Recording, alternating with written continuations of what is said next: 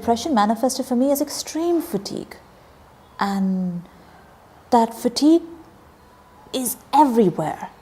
And I think, after a while, the feelings of shame became a habit. So it was too tiring to feel anything else. So I would fall back on feeling shame as, it became my default way of, it wasn't even sadness. There was just this deep tiredness and the shame at being tired. As time went by, it became harder, not just to do work, but to do simple things. Getting out of bed to go to the bathroom. You'd go, I'm so tired, I can't lift my limbs. Brushing your teeth, having a bath, getting food, you're lying in bed and you're hungry. I was hungry, but I couldn't get up because I was too tired to get up. Depression is really good at giving you reasons not to do things. It's really good at making you give up on relationships, projects, interests, jobs quite prematurely. You sort of build in this narrative of defeat and inability and circumstances being against you and so on quite soon.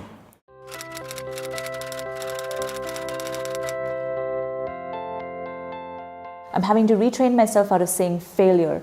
You failed at that, therefore you are a failure, therefore you are less of a person than, and you look around yourself and you see everyone doing something and you say they are a successful human being and you are not. But what is a successful human being? And how do I get to be less successful at being human than them? And I'm having to reevaluate achievements and say, okay, that's not what made me a successful human being. I'm a human being. I'm here. I'm alive. I have the right DNA. I've succeeded. At being human, I have succeeded already. Everything else is something that happens as a part of my life, and I have to stop evaluating it from the metrics of success, because that becomes a stick to beat yourself with, being successful. The first thing that I felt was that I'm a burden to everyone around me and they have to deal with what I'm going through, and this constant feeling of a lot of guilt on why is this happening to me and why am I becoming this person to all these other people and how they didn't sign up for this. And I was constantly checked by people around me that we are friends and we did sign up for this in a way, right? We signed up for everything that comes with you. So where is this idea coming from?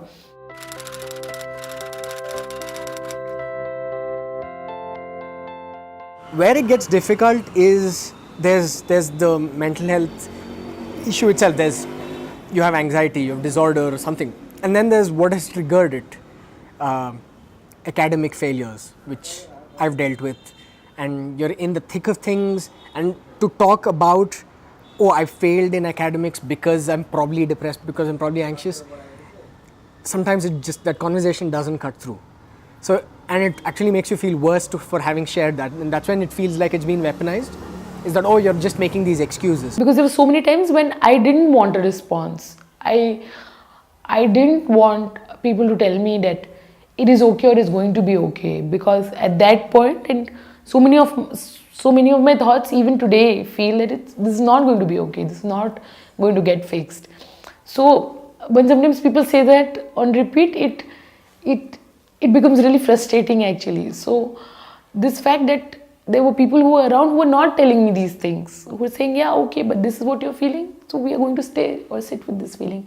Sometimes I didn't want any kind of response, and it was just important for somebody to show up. I really think one of the things that helps most is people accepting your self-evaluation of the moment at your word.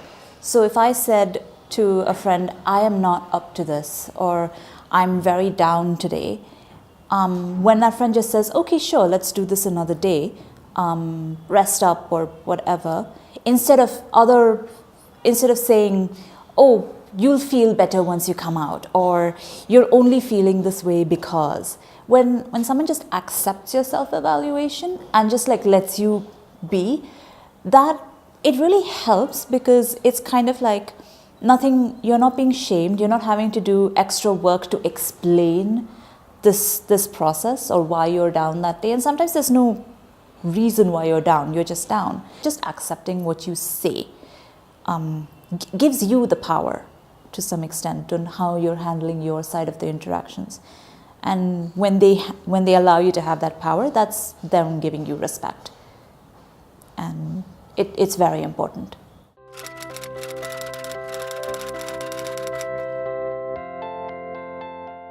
I try not to judge people who maybe in one instance let me down, but are still there and are still trying.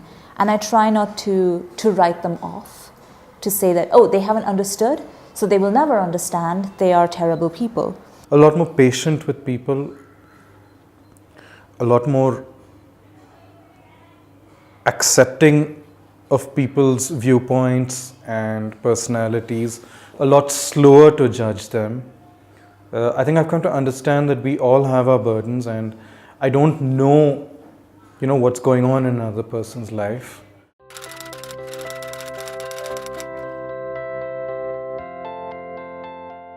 My family took the lead, and they took the time out to explain things to people around me. Like, I'm very thankful to my place of work, because they knew that I have kind of broken down. My parents explained it to them that she would be taking time off from work. So they were the ones who took the lead. It was not me. So that support was a very, very great support at that time which came to me. I had made some really close friends in office, and post that they were able to pick up and they were making me help trace the journey, even that, okay, you were this before medication, and don't you think this is a strong dose? We feel like you're talking slowly, we feel like overall like your body language has changed a lot, it has become way too mellow, this is not how you usually are. Those things which I wasn't able to pick up on myself at all. And then that even helped me to get back to my doctor and get a change in medication, and those kind of very important things which I would have completely missed out on. That was something which was really special in a way.